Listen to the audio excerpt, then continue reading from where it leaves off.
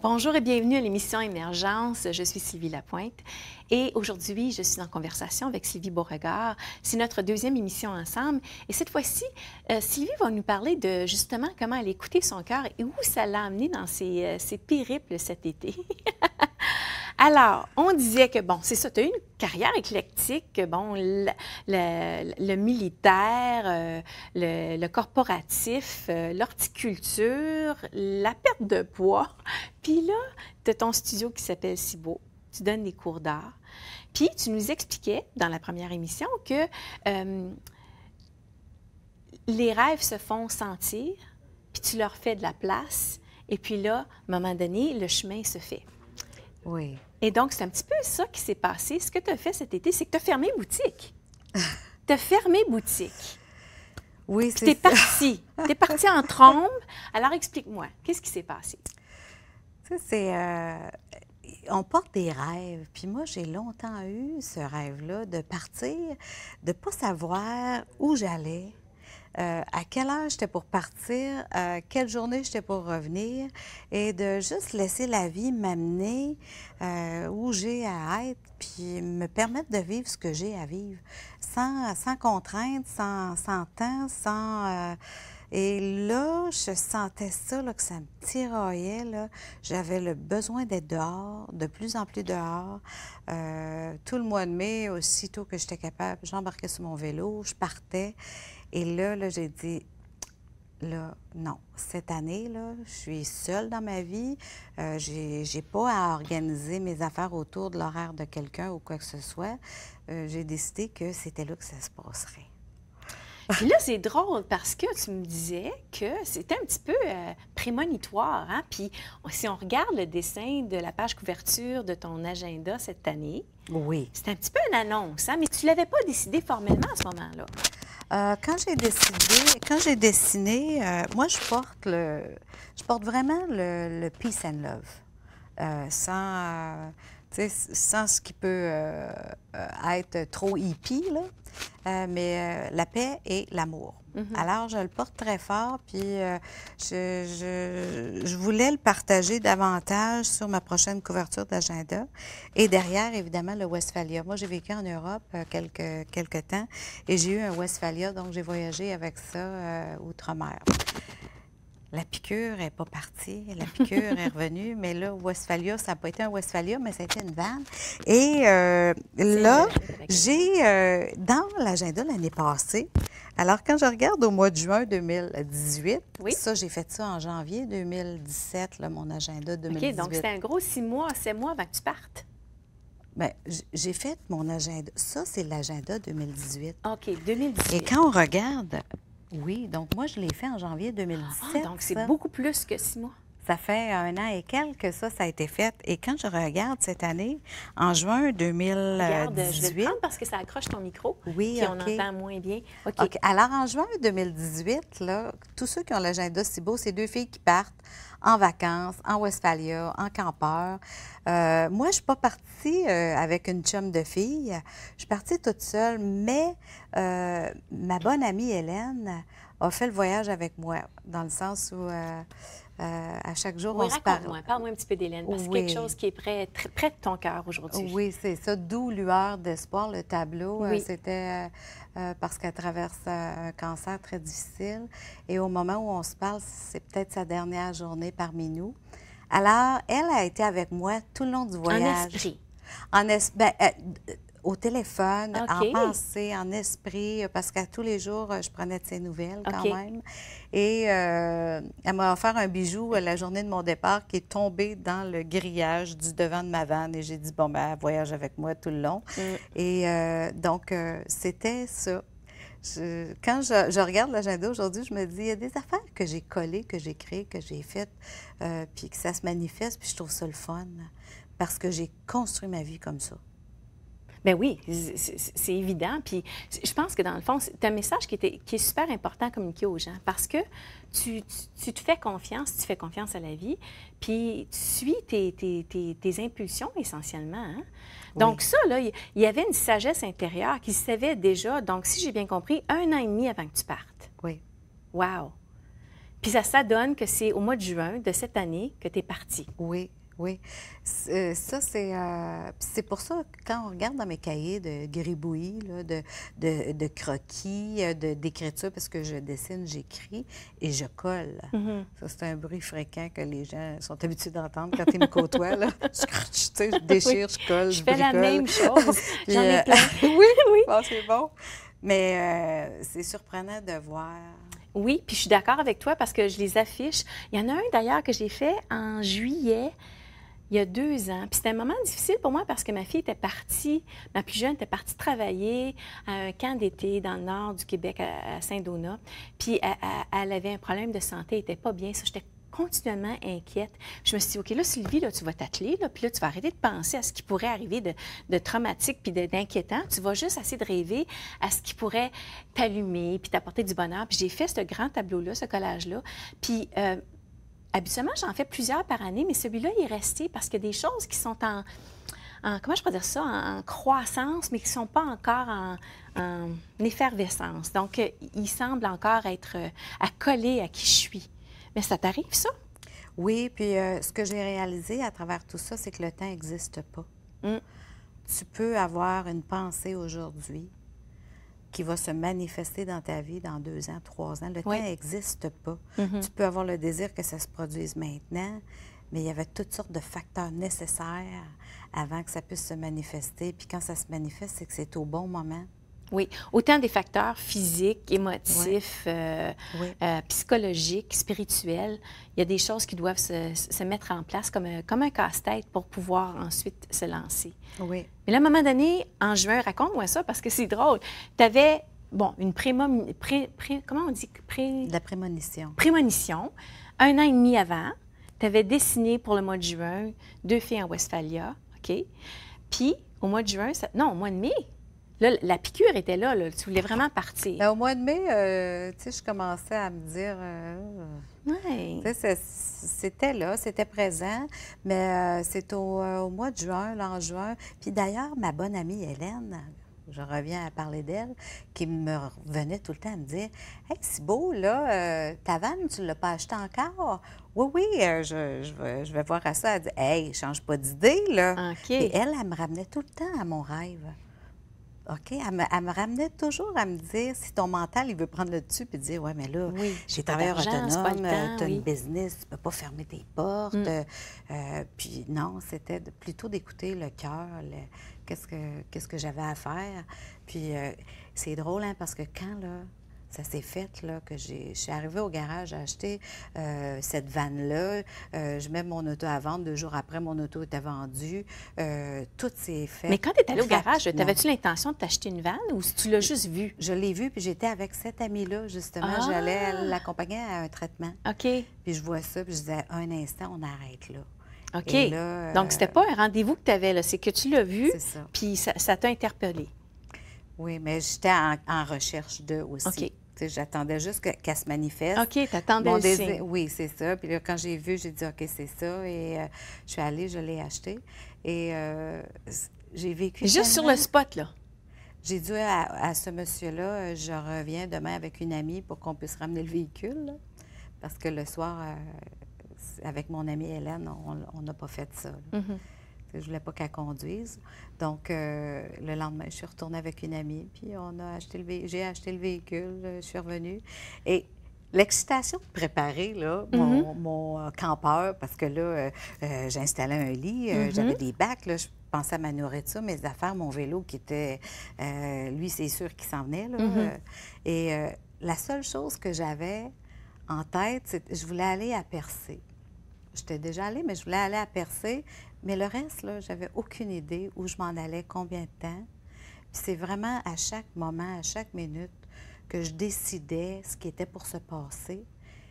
Puis je n'étais pas influencée par personne, par rien, parce que je faisais juste ce qui était là, puis que j'avais le goût ou que je me disais, ça serait le fun, ça. Fait que j'ai fait des belles rencontres. J'ai vu les plus beaux couchers de soleil, les levées du jour. J'étais tout le temps, on dirait, à bonne place au bon moment.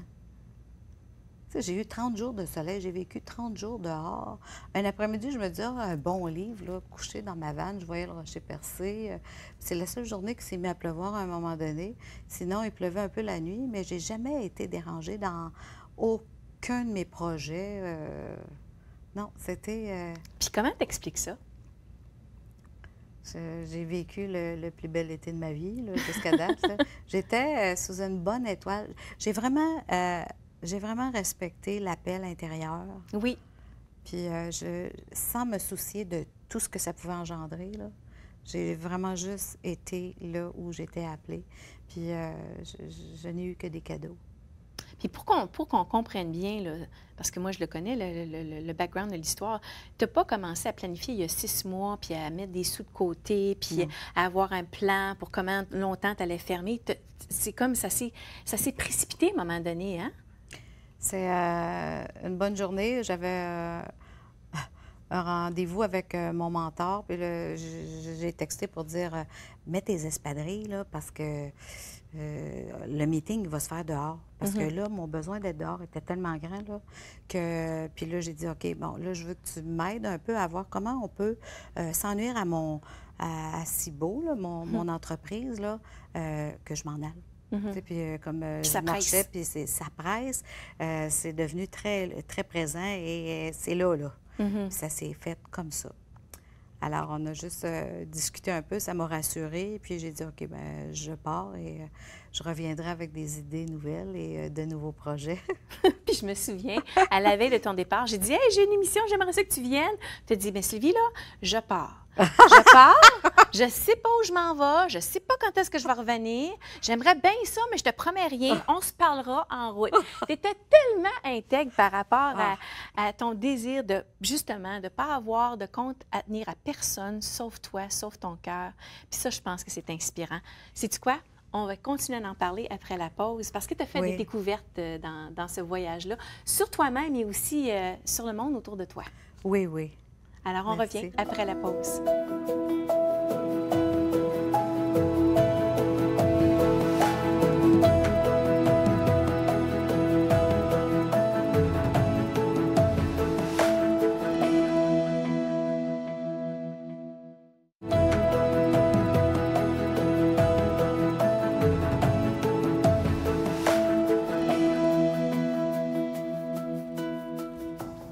Retour avec Sylvie Beauregard qui a suivi son cœur et a fermé boutique pour se lancer à l'aventure, à la découverte de soi, à la découverte des cadeaux de la vie essentiellement. Puis là, j'ai envie de te demander, c'était quoi les plus beaux cadeaux, les plus belles rencontres ou les plus belles réalisations de ce voyage-là? Ça a été 30 jours de bonheur. 30 jours de belles rencontres, de moments extraordinaires. Il y a des choses qui ont marqué, c'est sûr, le parcours des rencontres surtout. Tu sais, un jour, je suis assise à Percé, puis j'admire la mer, le soleil, le rocher. Il y a 2 gars qui arrivent, un couple d'hommes de 70 ans à peu près, un sculpteur puis un écrivain. Puis il y en a un qui chante, qui est heureux. Puis là, je dis, hey, mon Dieu, c'est donc beau le bonheur. Je dis, vous êtes donc bien heureux, vous? Êtes-vous toujours comme ça? Il dit, moi, ma petite madame, là. Il dit, oui. Il dit, moi, je suis un gars heureux. Je dis, mais c'est quoi votre secret pour être toujours heureux comme ça? Il dit, c'est pas compliqué. Il dit, moi, je fais ce que j'aime. Si, là, une journée, j'arrive pour faire quelque chose, là, puis que ça m'agace, ça marche pas, là, je le fais pas, cette journée-là. Je vais être dans des meilleures conditions une autre journée pour le faire. Donc là, je m'en vais, puis je vais faire quelque chose qui me fait du bien, qui me fait plaisir. Je m'oblige pas. Si je suis dans un endroit où je sens que je suis pas à l'aise, là, je vais pas rester là. Alors moi, là, mon bonheur, là, c'est parce que je choisis d'être heureux. Puis là, il part, puis il revient. Puis là, il me dit, je m'oblige à rien. Je m'oblige à rien. Les obligations, là, ben, des fois, on se prend trop au sérieux. Puis il dit, je fais ce que j'aime quand je veux. Wow! Je dis, OK, bon, ben, je vais essayer de pratiquer ça, là. Et c'est pas tout le monde qui peut vivre comme ça. Non, mais j'ai compris ce qu'il voulait dire. Oui. J'ai compris, puis merci. Puis je suis d'accord avec ça. Des fois, là, on s'oblige à rester à une place, à faire ça, parce qu'on se dit, il faudrait que je fasse ça avant que la journée finisse.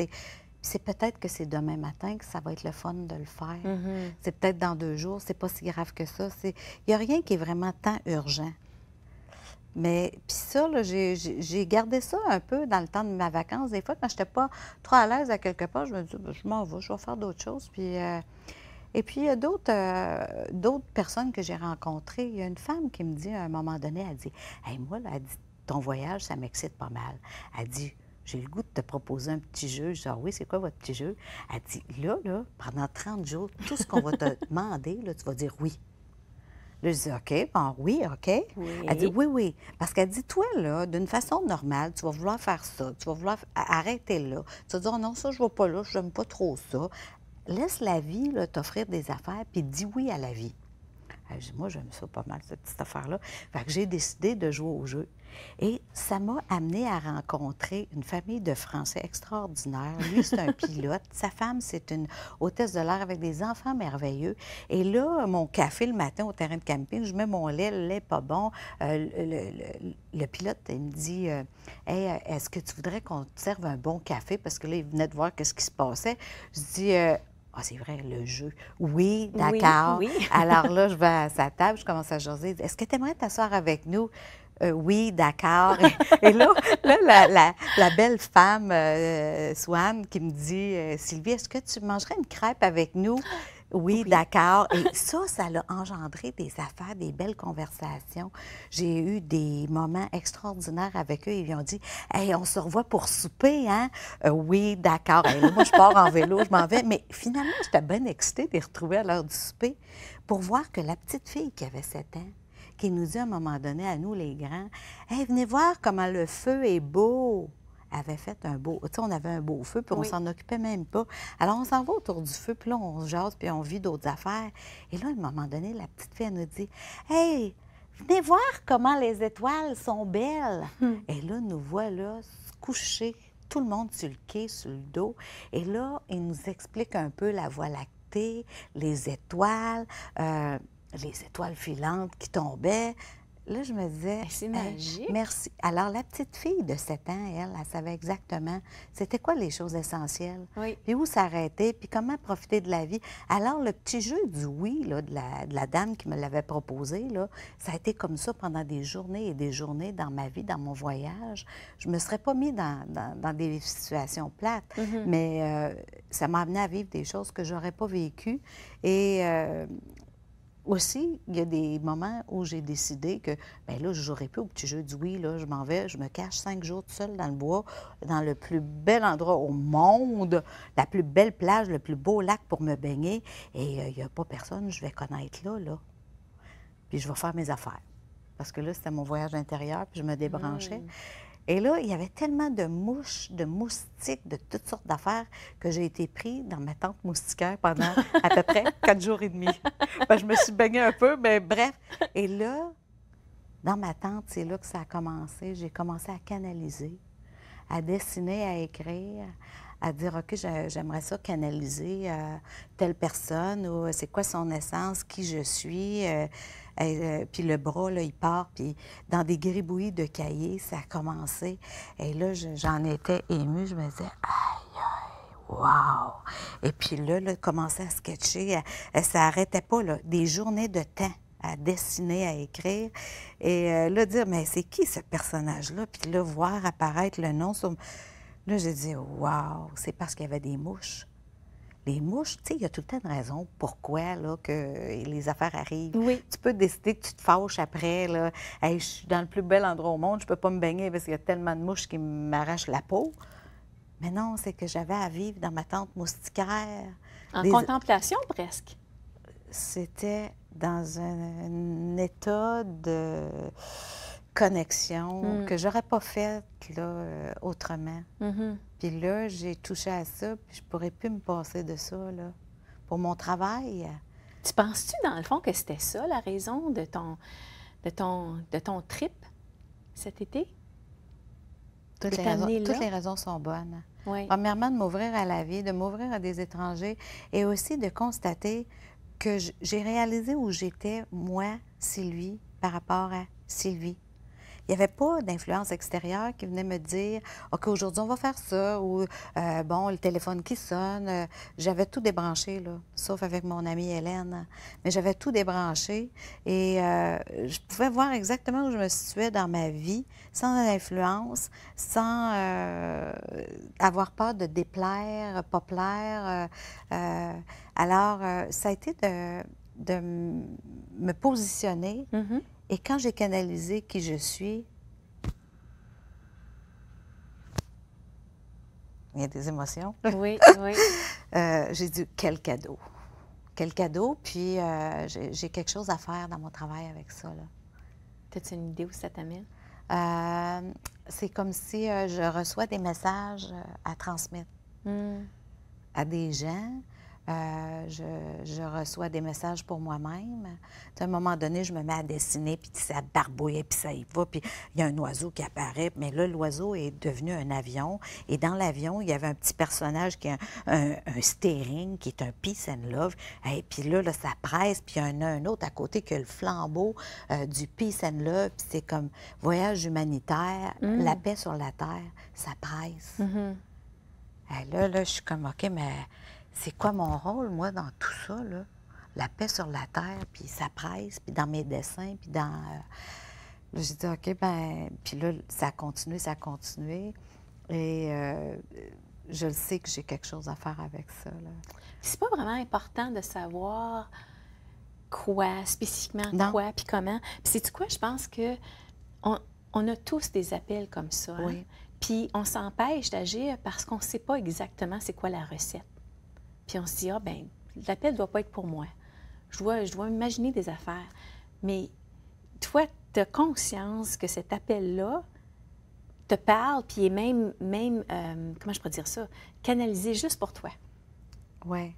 Mais la spiritualité, pour moi, c'est nécessaire, c'est essentiel. Tu sais, mes relations avec les gens ne peuvent pas passer en dehors de ça. Tu sais, dans l'authenticité, dans ma vie, n'est pas juste une vie. Et je suis dans une école, un apprentissage. Moi, ma vie, c'est du changement. Ça n'arrête jamais de changer. Qui j'étais hier, c'est vraiment plus qui je suis un matin, puis demain, ça va être une autre affaire. Puis d'accepter que les événements arrivent pour me permettre de continuer, d'évoluer, d'avancer. Puis j'ai pas fini ce road trip-là, là.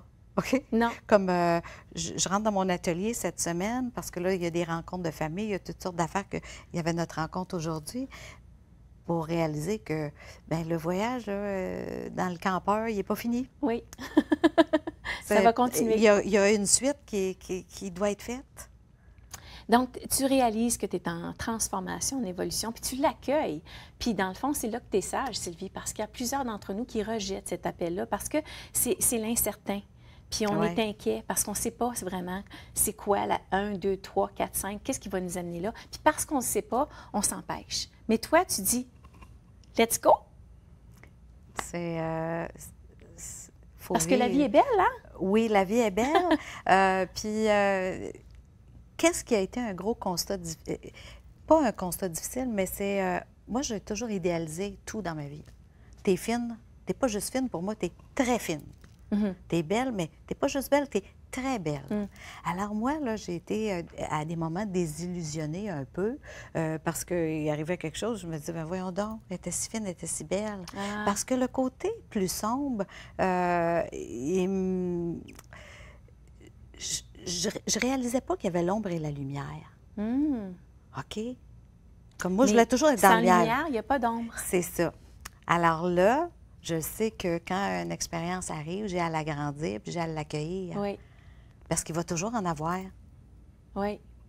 Il va toujours en avoir. C'est comment je réagis face à elle qui est en train de changer, là. Mais ça prend du courage, hein? Ça prend du courage parce que c'est d'écouter une sagesse qui est plus grande que soi, c'est d'écouter des signes qu'on ne comprend pas, c'est de se lancer sans savoir où on va atterrir. Je ne l'avais pas vu comme ça. Quand je suis partie parce que ma vie m'appelait. Oui. OK? Ma vie m'appelait tellement là, que je suis partie. Puis, Mais c'est ça que je trouve inspirant, Sylvie. C'est parce que justement, la vie t'appelait, puis tu l'entendais. Il y a tellement de gens qui l'entendent même pas, qui se sentent souffrants, qui se sentent malheureux, mais qui n'entendent pas les appels, qui ne voient pas les invitations, qui ne se donnent pas la permission de justement saisir le bonheur avec des bras grands ouverts. Puis c'est ça que tu nous apprends. Un message, il nous reste 30 secondes, un message pour laisser avec les gens qui nous regardent aujourd'hui. Vive passionné. Oui. Quand tu t'éteins, rallume ta chandelle. Et puis c'est symbolique aussi que la dernière peinture qui t'a tellement fait de bien, c'est une peinture de justement quelqu'un qui allume une chandelle. J'en allume tous les jours. Je sais, tu n'en as allumé une dans ma vie. Merci. Merci Sylvie, si beau regard. Merci Sylvie. Puis je te souhaite des belles aventures. Oui, oui, merci.